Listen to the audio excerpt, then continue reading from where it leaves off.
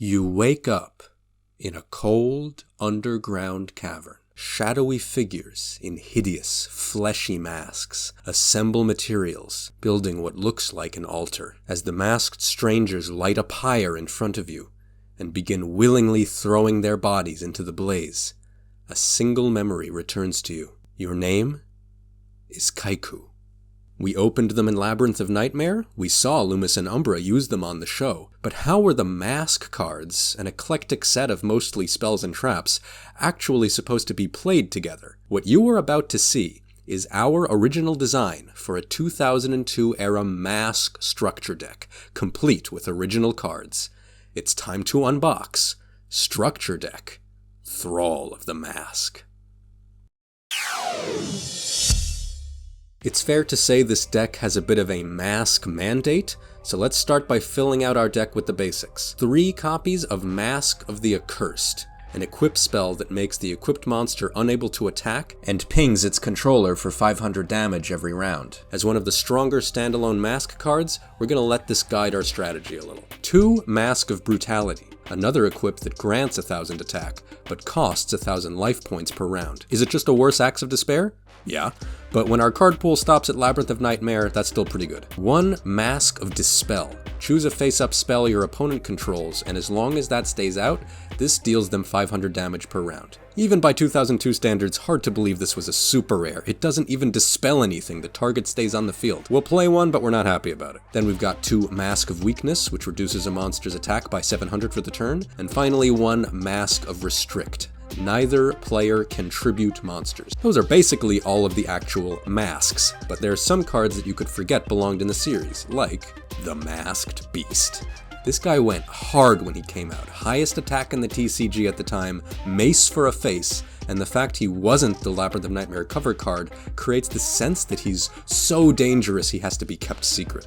We'll run one of him and one of his ritual spell, Curse of the Masked Beast. We'll also add one of his brother, Masked Beast, Desgardius. Now I know what you're thinking, this didn't come out until Tactical Evolution, but it was actually an OCG promo in 2001. Desgardius can't be normal summoned and can only be special summoned by tributing 2 monsters, including either 1 Grand Tiki Elder or 1 Melkid the Four-Face Beast. And when it goes to the graveyard, you can activate the Mask of Remnants from your deck. The Mask of Remnants is Snatch Steal, with no downside, except that if you play it from your hand, it shuffles itself into the deck. And to satisfy Desgardius' requirement, the deck is going to now need 2 copies each of Grand Tiki Elder and Melkid the Four-Face Beast. So the themes we have running in the deck so far are Stall and Burn, Equips, and Fiends. Seems random, I know, but it all starts making sense when we add 1 copy of Kaiku the Ghost Destroyer. Have you ever noticed that this Labyrinth of Nightmare card is wearing a mask? Or that one set before, Kaiku appeared full mask on the art of Eternal Rest? And have you ever thought it was strange that even though Eternal Rest depicts Kaiku doing what they do best, destroying ghosts, the effect of Eternal Rest deals with equip cards? Like the masks? No? Well, strap in, because it's time for some fan-made lore. We think that the masks are cursed objects that take over their wearers' minds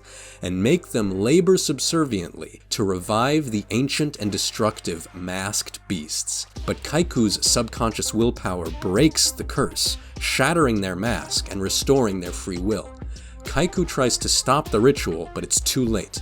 The masked beast roars to life and begins slaughtering everything in its path, but the nightmare has only begun. A man named Jaugen teaches Kaiku to see the spirits of the dead left behind by the masked beast's rampage. The mask's goal all along was not to summon the masked beasts, but to use the beasts to create a steady supply of disgruntled souls to feed their true master, who we'll reveal later. Kaiku learns to control and harness the power of their mask and joins Jaugen as a ghost destroyer, putting souls to rest, finally freeing them from the thrall of the masks. Because the masked beasts, try saying that 10 times fast, are the deck's primary way to close out the game, 2 didn't feel like enough, so meet the first of our 3 custom cards for this deck, Masked Beast Defacer. Like Descardius, it needs to be tribute specialed, but only requires one of either Melkid or Grand Tiki Elder.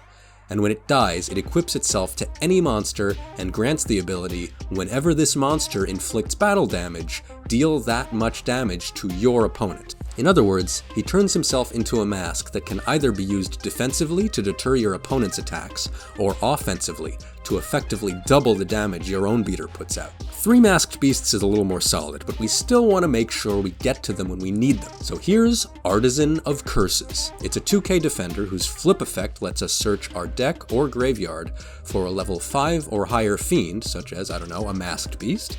And if you keep this guy face up, he'll deal 600 damage to your opponent during each of your standby phases for each equipped monster on the field. We're running 2 copies of Kisetai because it's such a perfect fit. A fiend that equips itself to any monster that attacks it and refills your life points every round to buy more time to pull out a Masked Beast. We've got Masked Sorcerer and Mask of Darkness for some more on-theme utility. Sangan and Sonic Bird are our other searchers. Flash Assailant is a fiend that wants us to be holding as few cards as possible, which is easy in such a spell and trap heavy deck, and Earthbound Spirit is a solid fiend defender. Nuvia the Wicked is, by all accounts, unplayable, but according to Yu-Gi-Oh Wikia, it's part of the mask archetype?